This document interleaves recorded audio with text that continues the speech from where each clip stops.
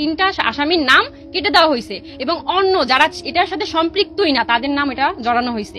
আর আমার মায়ের ওইখানে আমার মা না বুঝে ওখানে সিগনেচারটা করে এবং যারা মূল হোতা মানে মূল আসামি যারা এই ঘটনার সাথে যারা সম্পৃক্ত আছে একদম সরাসরি তাদেরকে না দিয়ে যারা জানেই না কিছু তাদেরকে এটা দেওয়া হয়েছে। হ্যাঁ, এবং মামলাটা অনেক হালকা করানোর চেষ্টা হচ্ছে। অস্ত্র মামলায় গ্রেপ্তার রবিন বলেছেন তিনি ফেঁসে গেছেন, আর টিটন বলেছেন ব্যবসায়ী মোহাম্মদ সোহাগ ওরফে লাল চাঁদকে তিনি কোনো আঘাত করেননি বা অন্য কাউকে মারধরের নির্দেশও দেননি।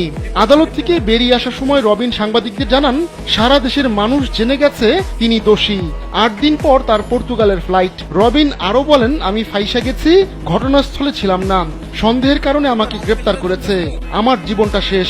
যে ছেলেটি মারা গেছে বরঞ্চ তার সাথে হয়তো যুবদলের সম্পর্ক আছে, কিন্তু যে খুন করছে বা যে হত্যা করছে তাকে তো অন্য জায়গা থেকে আমরা যেটা খবর পেয়েছি অন্য জায়গা থেকে নিয়ে আসা হয়েছে, তাকে ধরা হচ্ছে না, ধরা হলো অন্যদেরকে অ্যারেস্ট করা হলো, তাকে ধরা হচ্ছে না, কি তাকে আসামিও পর্যন্ত বোধহয় করা হয়নি এখন পর্যন্ত।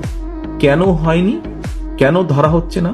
আমাদের পক্ষ থেকে তো একবারও বলা হয়নি যে তমুককে ধরা যাবে না অমুককে ধরা যাবে, একবারও তো এই কথাটি বলা হয়নি। গণমাধ্যমকে খবরটা কে দিল যে মিটফোর্ডে চাঁদা আনতে গিয়ে চাঁদাবাজি, চাঁদা না দেয় ব্যবসায়ীকে হত্যা করা হয়? এই নিউজ কে দিল? আমি আপনাকে গ্যারান্টি দিলাম এটা নিয়ে বিচার বিভাগীয় তদন্ত করেন এবং ঢাকা বিশ্ববিদ্যালয়ে যে ছেলেটা মারা গিয়েছিল এই দুইটা নিয়ে বিচার বিভাগীয় তদন্ত করেন, কমিটি গঠন করেন। আমি গ্যারান্টি দিলাম দুইটাতে ওয়াকার হবে প্রথম আসামি, কারণ এই দুই ঘটনার সাথেই গোয়েন্দা সংস্থা জড়িত। আমাদের এই গত 10 মাসের যে সরকার এবং বিএনপিকে এমন ভাবে মঞ্চস্থ করা হচ্ছে, মনে হচ্ছে ওই যে ওরা এখন বলে এগুলি শেখ হাসিনার সরকারকে এখন দরকার, শেখ হাসিনাই ভালো ছিল, আগেই ভালো ছিল, এই ভাইব ঠিক করার জন্য এই ওয়াকার বাংলাদেশে এই অবস্থা তৈরি করছে। আওয়ামী লীগ নেই, বিএনপিকে আপনি এরকম করবেন, দেশ চালাবে কে?